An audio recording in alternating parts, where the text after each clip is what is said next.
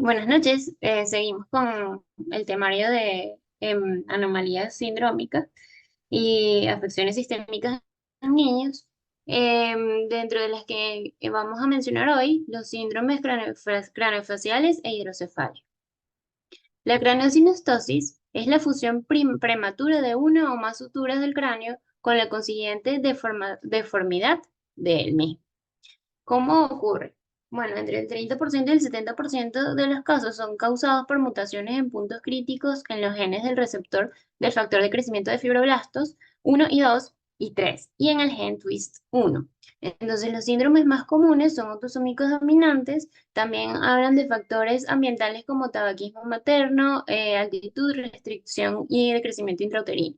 También puede ser secundario a hidrocefalia, hipertiroidismo, raquitismo y secundaria a trastornos hematológicos como talasemia y anemia falciforme. Debemos de recordar a qué tiempo se van a cerrar las suturas en el cráneo.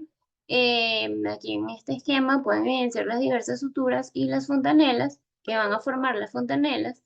Y vemos que la sutura primero la sutura metópica se va a cerrar a los 6 meses, mientras que la sagital a los 22 meses, la lambdoidea a los 26 meses y la coronal en 24 meses. Entonces, las suturas craneales son articulaciones fibrosas que van a proporcionar una estructura maleable a la cabeza, permitiendo tanto el parto vaginal y el crecimiento del cerebro durante su desarrollo.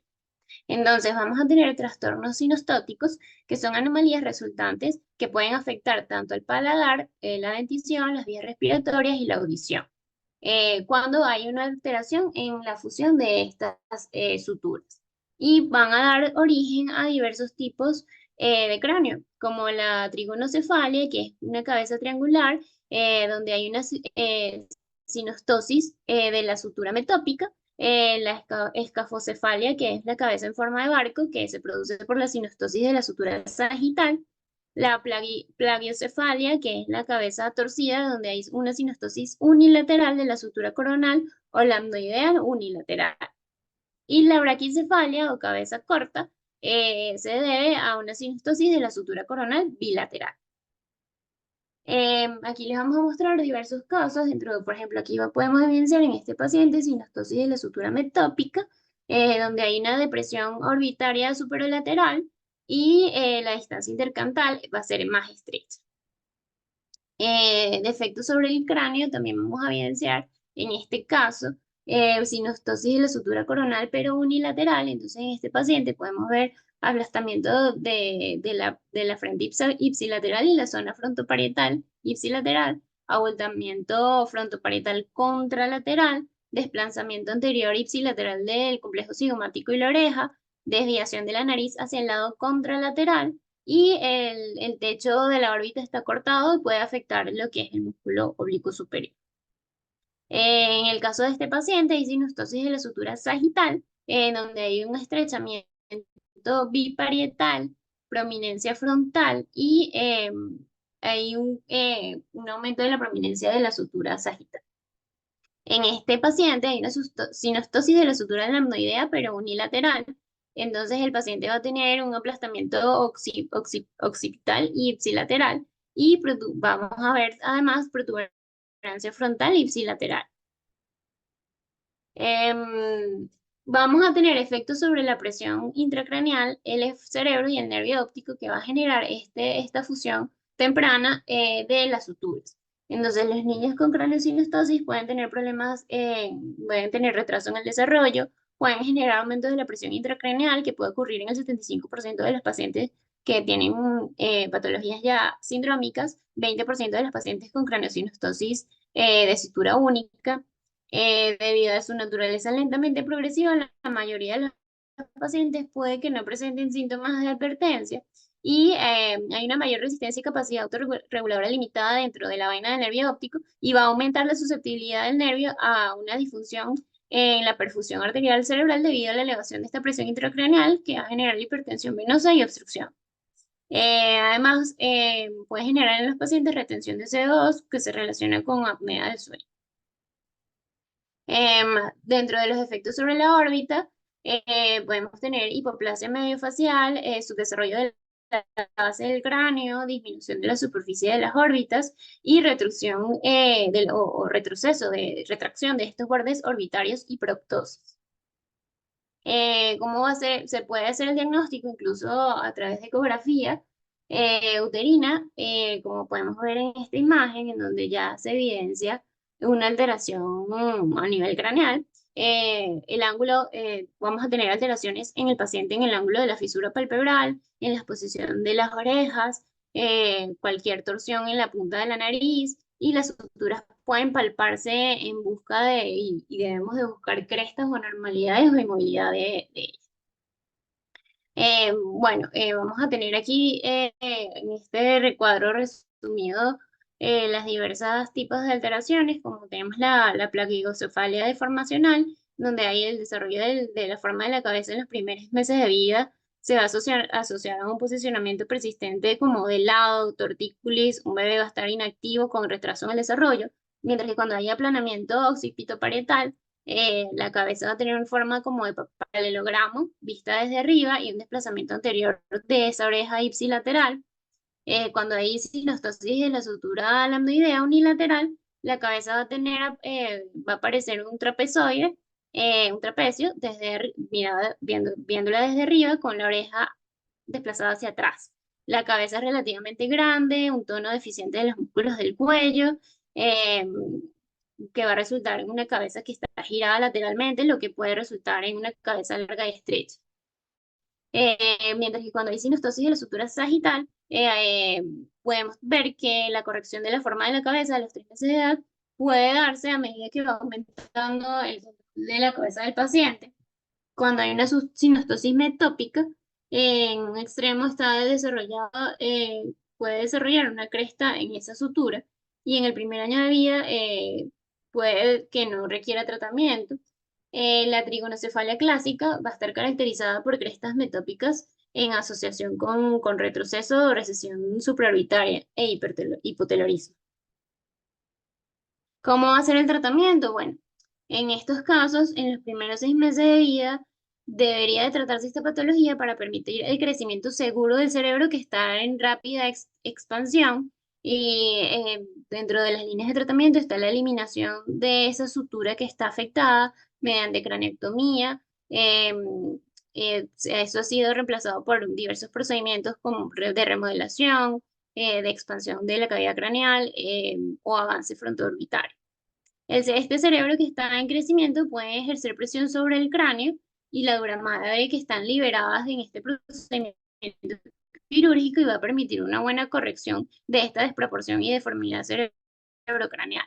Entonces, desde esta edad hasta los 10 años, la craneosinostosis debe manejarse con expectación, con un seguimiento cuidadoso con el fin de controlar la presión intracraneal, la exposición corneal y los problemas de las vías respiratorias. Algunos casos pueden requerir otras cirugías de expansión o de retracción mediofacial y la expectativa, bueno, va a depender del tipo de paciente que tengamos y la cirugía ya en la segunda década de vida de estos pacientes ya está dirigida a reducir ya la deformidad, pero residual.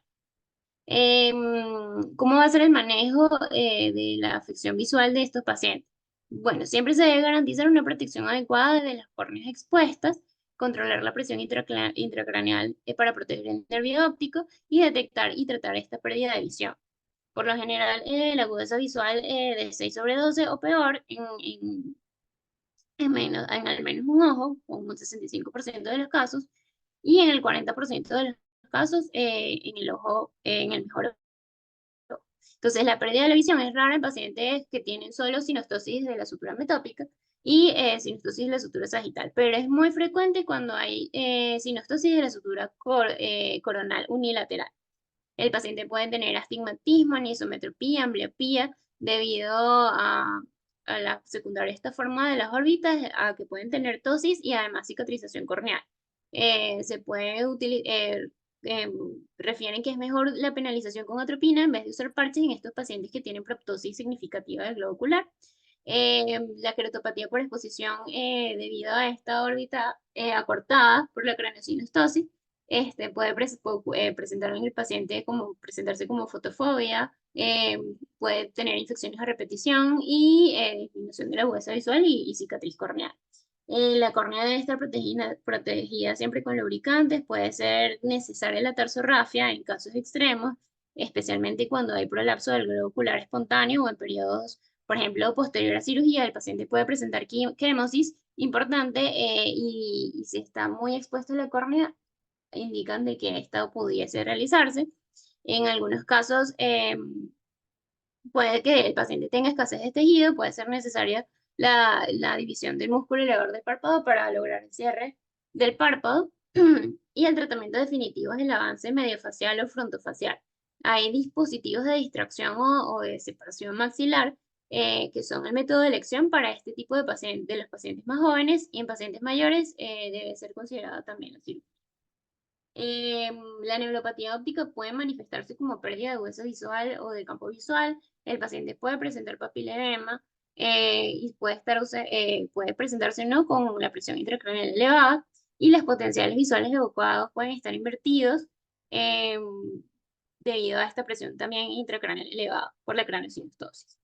El paciente puede presentar estrabismo. Recordemos que la órbita tiene una deformidad, entonces se reporta en el 90% de los pacientes con craneosinostosis. La desviación más común es la exotropía, los movimientos oculares más comúnmente afectados la sobrelevación en audición y patrón. El paciente va a presentar patrón en B, ocurre en 44% de los pacientes, porque hay una desagitalización de los músculos oblicuos debido a que a los ejes orbitarios van a estar divergentes y en mayor contacto con la parte inferior del músculo, y porque estas órbitas van a estar cortas y estos globos oculares van a estar exciclorotados. Eh, Esto va a ocasionar que en los músculos extraoculares va a crear una fuerza de abducción anormal en elevación desde la parte superior de los músculos rectos y una fuerza aductora anormal cuando hay movimientos de depresión en los músculos rectos inferiores, lo que va a resultar en este patrón en B. Entonces los músculos rectos mediales van a tener una elevación anormal y la fuerza de los músculos en aducción y los músculos rectos laterales va a ser anormal. Eh, el manejo del estrabismo, bueno, estos pacientes con craneosinostosis van a tener pueden tener músculos extraculares ausentes, como el oblicuo superior. Los músculos rectos son los más comúnmente afectados. El éxito puede estar limitado en la cirugía de estrabismo en pacientes que tienen craneosinostosis. En el momento de la cirugía va a tener, o sea, hay que contextualizar en qué momento se va a hacer el procedimiento, porque si el paciente tiene planificada una cirugía reconstructiva craneofacial, primero se debe realizar esta cirugía reconstructiva y posteriormente realizar las medidas para planificar cualquier cirugía de estrabismo. Debe implicar una disección orbitaria superióstica extensa y puede provocar fibrosis subconjuntival y consecuentemente posteriormente estrabismos restrictivos. Algunos cirujanos abogan por una cirugía temprana cuando la cirugía craneofacial y reconstructiva se ha aplazado más allá del primer año para poderle establecer al paciente la binocularidad, eh, pero esta binocularidad es muy difícil de lograr. Los pacientes pueden enfrentar mayor riesgo de diplopia postoperatoria, el patrón en B y sobrelevación en aducción. eh, el paciente tiene mucho riesgo de presentarla, y otros indicadores de exciclorrotación incluyen la exciclorrotación también del fondo de ojo y movimientos de torsión con estimulación del nistagmo optocinético vertical. Además de esto, estos músculos pueden ser identificables en la tomografía y también en resonancia magnética. En la ecografía puede ser alternativa, pero no se aprecia con tanta precisión la posición de los músculos. Si no es posible obtener imágenes, se deben buscar alternativas quirúrgicas bien planificadas antes de la cirugía. Algunos abogan por la exploración de los 6 músculos extraculares, pero hay riesgo de isquemia del segmento anterior, especialmente cuando tenemos músculos ausentes, pues riesgo de músculos ausentes, y las desviaciones horizontales en la posición primaria. Las desviaciones horizontales en posición primaria pueden tratarse mediante cirugía estándar, y transposición de músculos también se puede realizar. De eso va a individualizarse dependiendo de los pacientes. Aquí podemos ver en esta tomografía cómo la desalineación de los músculos extraoculares que van a conllevar a este tipo de estrabismo. Entonces ya vamos a adentrarnos en distintos síndromes que tenemos que destacar, como está el síndrome de Apert, también llamado acrocefalocindactilia tipo 1, se caracteriza por un cierre precoz de las suturas craneales. El paciente va a tener sindactilia simétrica en pies y manos, entonces el paciente siempre debemos de evaluarlo de forma completa cuando tenemos, bueno, siempre, pero además cuando estamos en presencia de una craneosinestesia, siempre evaluar las extremidades, el paladar, las orejas, la nariz. También va a tener alteración en la línea media facial, puede tener alteración en el coeficiente intelectual, tiene una frecuencia de 1 en 2 por cada, de 2000 eh, nacimientos hasta 1 por cada 160.000 nacidos vivos. La craneosinostosis frontoelamoidea es la más frecuente en este tipo de pacientes, lo que va a producir un acortamiento asimétrico antero-posterior del cráneo que va a limitar el crecimiento y el desarrollo del cerebro. Se relaciona con una mutación puntual esporádica en el receptor 2 del factor de crecimiento de fibroblastos, y esto va a inducir la activación de múltiples vías de señalización que va a contribuir a la craneosinostosis. Em, Vamos a tener, aquí en esta imagen se puede ver el paciente que va a tener reducción del diámetro anteroposterior del maxilar inferior con hipoplasia de la mitad inferior de la cara, va a tener apiñamiento de dientes, puente nasal deprimido, hipertrofia adenoidea, amigdalina, atresia coanal o de coanas. Puede provocarle esto al paciente apnea del sueño, problemas de respiración, de alimentación, de habla.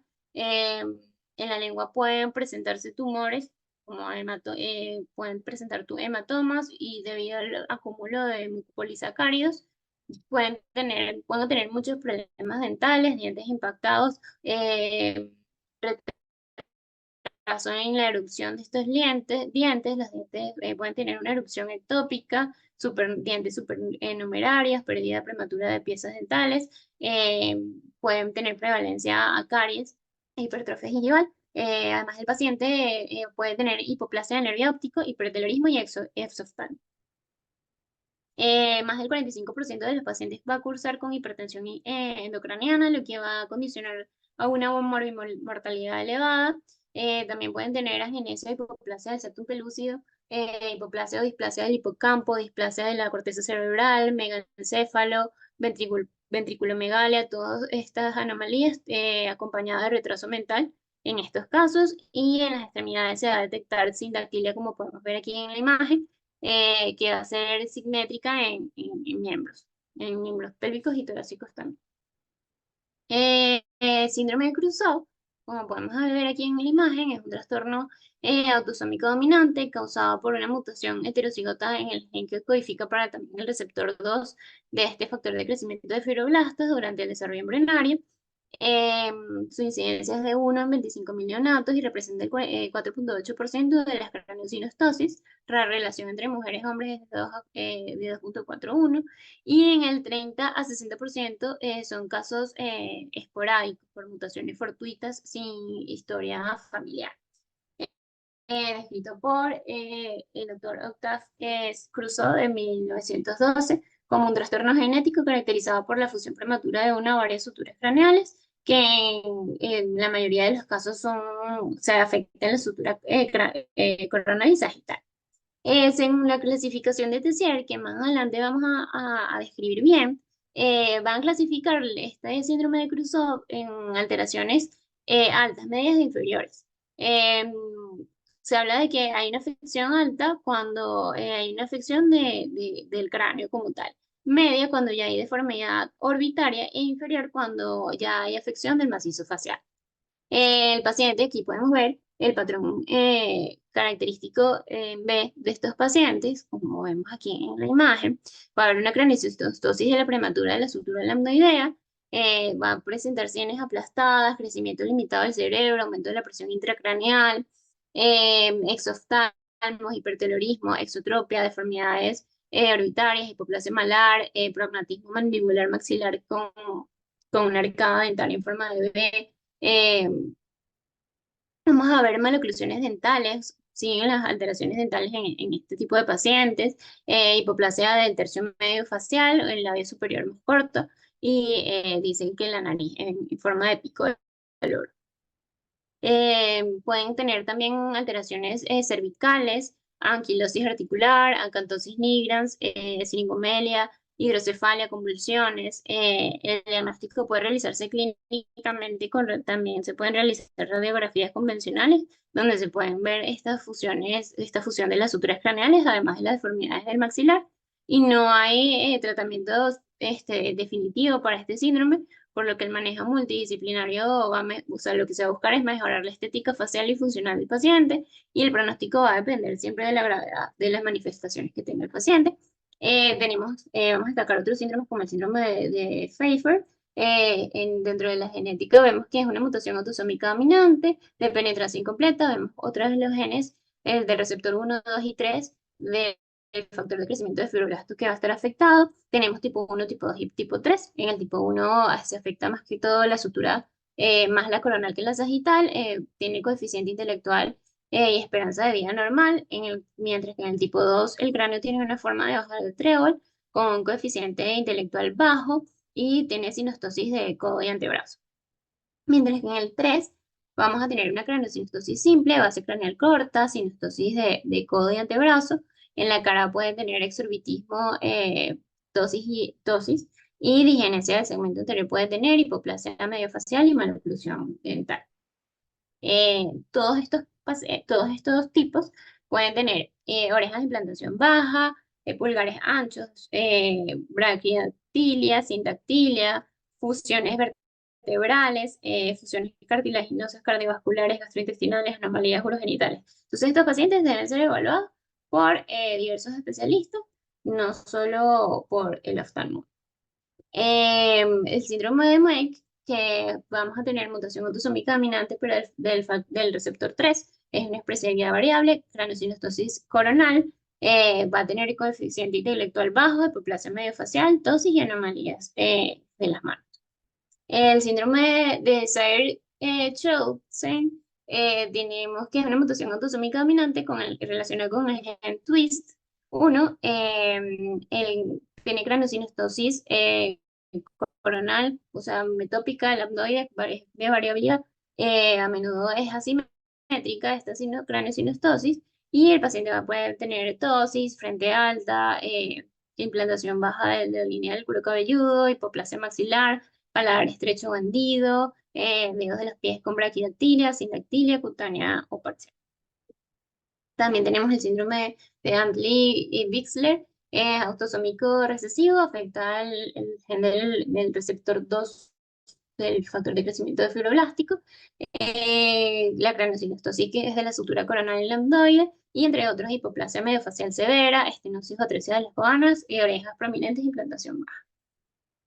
El tratamiento, bueno, es un poco cruenta la imagen, pero básicamente un tratamiento quirúrgico paliativo consta básicamente de separar estas sinostosis presentes en el cráneo y también las sinactilias a nivel de miembros pélvicos y torácicos.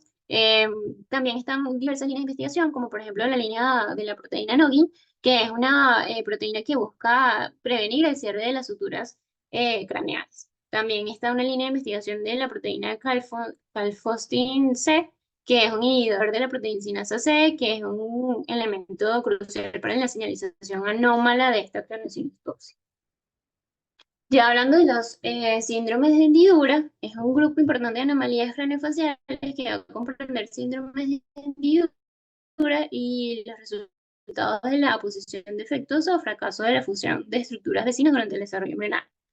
Aquí está la clasificación de Tenzier que ya les mencioné.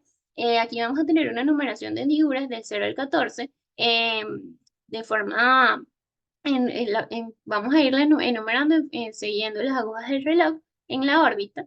Entonces las hendiduras de las estructuras de la línea media de la nariz y la frente están enumeradas del 0 al 1, como los podemos encontrar acá.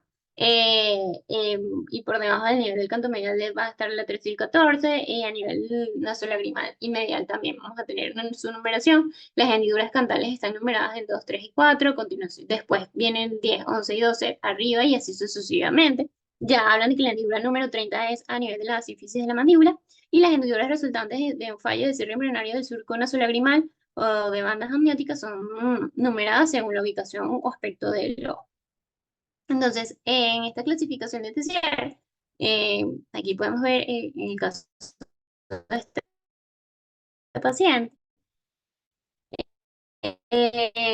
hay una afección y puede asociarse con quistes dermoides, mientras que el coloboma de iris en los pacientes puede asociarse con alteración de la hendidura 4 y 10. Los pacientes cuando presentan microftalmos pueden tener alteración de la hendidura 5 y 9. Cuando hay alteración de la hendidura del párpado superior está afectada la hendidura 9, 10 y 11. Cuando hay afección de la hendidura o hay hendidura del párpado inferior está afectada la hendidura 3, 4, 5 y 6.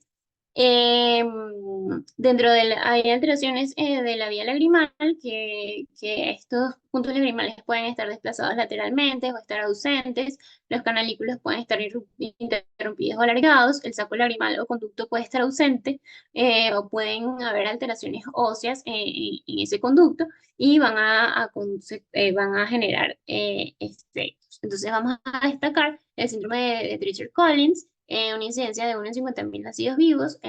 La herencia es autosómica dominante con penetrancia completa, pero expresividad variable en el gen del brazo largo del cromosoma 5 y se han identificado lo que confiado así la hipótesis de que puede ser una ribosomopatía. La forma completa va a involucrar las hendiduras de TCR 6, 7 y 8. Vamos a tener, como vemos en el paciente, hipoplasia malar, huesos cigomáticos con ángulos orbitarios inferolaterales deficientes, perfil parecido al del pájaro o pez que resulta en ausencia del ángulo nasofrontal, mandíbula inferior hipoplásica con dentición anormal, problemas respiratorios, malformaciones del oído externo, sordera en el 50% de los casos. La evaluación audiológica debe de hacerse por obligación. Se producen también apéndices preauriculares accesorios y fístulas ciegas entre el ángulo de la boca y el oído y la oreja. Además, vamos a tener inclinación antimongoloide de la fisura palpebral. Coloboma en el tercio lateral del párpado inferior es muy común. Pseudocoloboma también puede estar presente.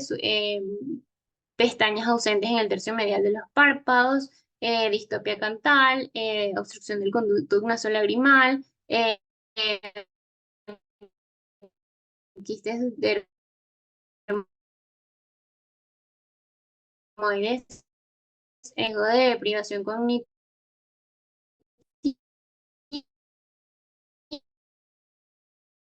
de déficit de paciente debe requerir audífonos y por anomalías auditivas. A los 2 años, del nacimiento de los 2 años debe de ser evaluado siempre ya de los 2 a los 12 años, el paciente debe ir a terapia de lenguaje, de cirugía para la excisión del quiste dermoide se debe realizar, cirugía oculoplástica y reconstructiva se recomienda realizar de los 2 a los 12 años. Ya a los 13 a 18 años se debe realizar cirugía ortognática y bueno, revisar a ver qué otras cirugías se requieren. Eh, Esta anatomía normal provoca un difícil manejo de las vías respiratorias que van a requerir bastante experiencia y destreza del anestesiólogo. Después tenemos el síndrome de Goldenard, que se describió como un síndrome en donde es frecuente los quistes dermoides epivulvares. Pues el paciente va a tener apéndices preauriculares, hipoplasia mandibular, eh, y además se describe como un síndrome de espectro auriculovertebral. La mayoría de los casos son esporádicos, pero hay unos casos familiares que se han asociado con delección del brazo largo del cromosoma 22. La expresión es variable desde unos pocos apéndices preauriculares hasta una hendidura bilateral que se extiende desde los ángulos de la boca al trago, así como paladar afectado y a ambos lados de los procesos frontonasales que van hasta el canto medial afectado. Eh, Aquí podemos ver en el caso de este paciente, el quiste dermoide, la anomalía de de hendidura. Entonces las anomalías faciales pueden ser bilaterales, pero generalmente es más grave de un lado. Los apéndices preauriculares generalmente son superiores al trago, y pueden haber fístulas. El paciente tiene simetría facial, como en la imagen, hendidura bilateral desde el ángulo de la boca hasta el trago y paladar, ambos lados del proceso frontonasal hasta el canto medial. Y el complejo de Goldenar ampliado va a incluir alteración vertebral del sistema cardíaco, renal, pulmonar, el sistema nervioso. El paciente puede tener hidrocefalia severa y retraso mental. Aquí podemos ver algunas alteraciones oftalmológicas. El paciente puede tener demolipoma, quiste dermoide epivulvar, aumentan de tamaño y van a causar astigmatismo de ambliopía. El paciente puede tener coloboma de iris, microoftalmos, alteraciones de la motilidad ocular, puede relacionarse con síndrome de Duane, con esotropía, exotropía, en el 25% de los casos, tosis, obstrucción y fístula del conducto nasolagrimal y coloboma del tercio medio del párpado inferior en el 20% de los casos. Otros de las patologías que vamos a ver es el meningocefalocelio frontoetmoidal. Esta patología, como lo podemos ver en esta imagen, se van a clasificar según su localización. Aquí en estos pacientes va a haber una obstrucción del contenido intracraneal cubierto por meninges que va a distorsionar el desarrollo de la cara, produciendo telecanto, distopia orbitaria, elongación de la cara y maloclusión dental. Se van a clasificar en naso frontal, naso etmoidal, naso orbital, dependiendo del orificio de salida de la fosa craneal anterior, por lo general es un agujero ciego. En la presentación clínica va a depender de la localización y extensión. Puede variar entre una pequeña incisión quística blanda sobre el puente nasal, deprimiendo estructuras nasales, produciendo obstrucción que va a causar dificultad para respirar y comer. Y el paciente va a tener hipertelorismo, particularmente si hay asociación a una hendidura facial, va a producir un defecto en la línea media, problemas oculares como estrabismo, ambliopía, problemas de drenaje nasolagrimal. Los encefaloceles son más frecuentes en el sur, en Asia Oriental, de 1 por cada 5.000 nacidos vivos. También frecuente en África, Malasia y Rusia. Aquí podemos ver en esta imagen el paciente, la hidrocefalia cuando está presente debe tratarse primero y luego la decisión de este cele con un cierre hermético de este defecto dural, seguida una reconstrucción de este defecto del cráneo. La eliminación de este meningoencefalocele por vía craneofacial permite el restablecimiento de este crecimiento facial normal. El pronóstico va a depender de la presencia de anomalías congénitas adicionales. Los problemas postquirúrgicos craneofaciales van a incluir hidrocefalia, rinorrea, encefaloceles secundario, aumento de la depresión intracraneal. Eh, el estrabismo también puede estar presente y debe de esperarse de la resolución en un primer tiempo de esta anomalía para después planificar la cirugía de estrabismo. Bueno, estas anomalías vemos que pueden afectar el labio, pueden tener paladar hendido, nariz bífida en línea media, encefalocele en la línea media y otras anomalías intracraneales. Hay signos útiles como una pequeña muesca en el labio superior, en la mitad de la nariz, que puede alertar al médico sobre un problema subyacente a este defecto. Entonces debemos de observar mucho y con detalle los rasgos de los pacientes.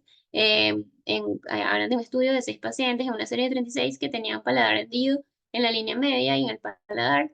El paciente tenía hipertelorismo y el paciente presentaba cuerpo calloso ausente, encefalocele esfenoidal basal y 5 de 6 tenían deficiencia pituitaria. Entonces, 2 tenían un estafiloma peripapilar unilateral y uno tenía en los 2 ojos. También hipoplasia del nervio óptico bilateral y descartar defectos cerebrales, pero ya en la línea media. Además, otras de las anomalías, el paciente puede presentar bandas amnióticas, como podemos ver en esta imagen. Ocurre cuando hay bandas de lamios que van a rodar partes del feto y van a restringir su crecimiento y generar esta deformidad craneofacial. Eh, Cuando la cabeza está afectada, las hendiduras resultantes no van a seguir un patrón de desarrollo habitual. Ya en la cirugía craneofacial se usan modelos de Nilo creados a partir de tomografías tridimensionales con las medidas del paciente para facilitar la planificación de estas cirugías en etapas que son reconstrucciones bastante complejas. Aquí podemos ver en el caso de este paciente, eh, se debe reconstruir lo que es el daño dural, que va a provocar fuga del líquido cefalorraquídeo, que puede generar infección, pueden como consecuencia generar fístulas del líquido cefalorraquídeo persistente. Eh, el paciente puede presentar hipertelorismo encefalocele, pueden tener hematomas intracraneal, hidrocefalia aguda, especialmente después de la corrección de estos meningocefaloceles frontohemorroidales. ¿Qué debemos como oftalmólogos estar pendientes en estos casos? Bueno, debemos de siempre proteger la córnea de resequedad, de ulceración, monitorizar siempre la agudeza visual, registrar la posición de los cantos, registrar la anatomía de los párpados, si el paciente presenta diplopia, registrarlo, también evaluar si el paciente tiene estrabismo, si hay binocularidad o no binocularidad, también después de un reposicionamiento orbitario, puede ser común que el paciente presente parálisis del sexto par, puede ser transitorio y el 90% de los pacientes se recupera al año. Eh, Distopia cantal es un problema muy frecuente en estos tipos de pacientes y se puede requerir escisión en cuña a nivel del párpado inferior, plastia en Z y otros procedimientos. El paciente, la epífora en estos pacientes es muy común por debido al plegamiento de los canalículos. El sistema de drenaje a menudo no está presente en estos pacientes. Puede estar indicada la dacrocisturinostomía, pero depende del paciente si permite crear colgajos nasolagrimales o no. Va a depender mucho del paciente. Eh, el enoftalmo es muy común después de la cirugía. El paciente, esta órbita estrecha puede generar un síndrome compartimental orbitario, que es una complicación muy temida debido, puede ser por edema o hemorragia, que va a causar isquemia del nervio óptico de retina. Las respuestas pupilares y la agudeza visual siempre deben ser monitorizadas en estos pacientes. Y en tal caso de que se presente esta complicación, debemos de hacer una técnica descompresiva orbitaria, que bueno, eso va a depender del paciente. El oftalmólogo debe registrar siempre con precisión, como les mencioné, la agudeza visual, si el paciente tiene estrabismo o latosis, siempre tener una planificación, un equipo multidisciplinario a la hora de manejar estos pacientes. Y en el postoperatorio de la función y la rehabilitación y el tratamiento de cualquier complicación debe ser seguida con rehabilitación visual. Y todo este proceso suele durar muchísimos años. Eh, y bueno, va a depender también del crecimiento del paciente y cómo vaya manejando. Esta parte de queda un minuto en la sesión y ya queda la última parte que es hidrocefalia y seguimos con los párrafos. Bueno, ya